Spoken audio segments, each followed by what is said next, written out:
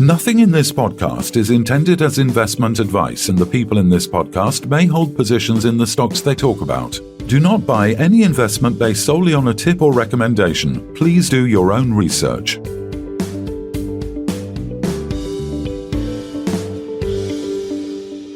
Hello and welcome to the Midweek Takeaway. I'm Phil Carroll, and today we're joined by Colin Bird, Executive Chairman of African Pioneer. Welcome back, Colin. How's things? Oh, very good, thank you. And how's you? Very good. Yeah, we're here at the hotel this side of Cape Town. Very nice. Can hear the sea lapping against the the waves and everything. It's very good. It's very good. We've had a great trip to Zambia, and here we are now in Cape Town, and you're also in Cape Town, but we're missing each other at the minute. So tell us all about what's been happening then, AFP. Yeah, well, I mean, what a way to start in Indaba, and what a way to be in the mining investment company, the trade and the people who know copper and, of course, want copper. What an announcement, in actual fact, to put out. And I'm glad it was coincident with this. More coincidence than design, but not complaining.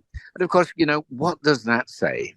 It says that we found the Western Foreland, and we found Kamoa-type mineralization, and we found Kawezi. There may be a lot of geologists in the world don't know the significance of that, but by Jove, if you know Southern African geology, you will know just how significant that is. Kamoa is one of the most exciting new prospects, new mines in the world. I think it's the richest grade, running at around about 5%. The Western Foreland is an enormous block of ground, which is owned by Ivanhoe, and drilling has come up with 4 to 6%. Of course, Kawezi was a similar type proposition. And, folklore says, on the Zambian side. I mean, how on earth when God put the copper in the ground, can he talk about the Zambian side, the Congo side? It's all about geology, and it's been hypothesized for a long time. This little company, African Pioneer, together with its big partner, First Quantum, has actually stopped hypothesizing, and there it is. We've got the Western Foreland, we've got the Kamoa. Just as important, and then I guess as, looking at the crisis and the shortage of copper, just as important, probably more important than the short term, is the fact we seem to have a massive strike length of near-surface material, is the sort of traditional copperbelt material, and can be treated, and there are process plants nearby that can treat it. And of course, First Quantum owned them, which is not a bad place to be. First Quantum will be modeling everything they've got and developing a profile to drill for the deeper Kamoa prospect. But what a joy to, in actual fact, have two very, very big targets and to prove a story. I remember, not many years ago, if you, in diamond mining, if you found a kimberlite, you didn't care really if you got any diamonds in it initially. The very fact that you made a new kimberlite discovery was announceable, and it would perform very well for the company who found it in terms of their intrinsic value, market capitalization, and all those good things. This time round, we've made a discovery, which I think would counteract most kimberlites.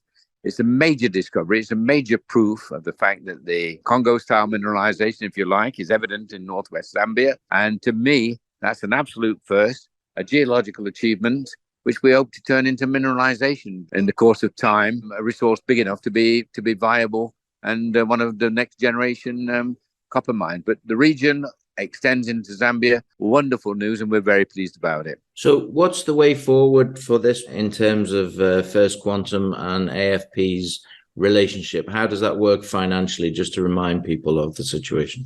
Well, I mean, financially, you got to remember there is no joint venture in progress. It's an option. So we, if they like what they see, I'd be quite surprised if they didn't. It extends into a joint venture, and those terms will have to be discussed. There's a framework, if you like, a framework for the joint venture structure, but quite a bit of discussion to be held. And they've worked very fast, and they've drilled this out very, very quickly. So I've got no doubt in my mind that progress will be just as fast, and commercial and technical commercial will precede, of course, technical. My best advice is they're very anxious to get on with things. So another positive then for African Pioneer. Obviously, we've got those licenses up in Botswana as well. So yeah, all things look very rosy for African Pioneer for 2023 and beyond. Yeah, two major partners. And of course, let's forget Ngombo.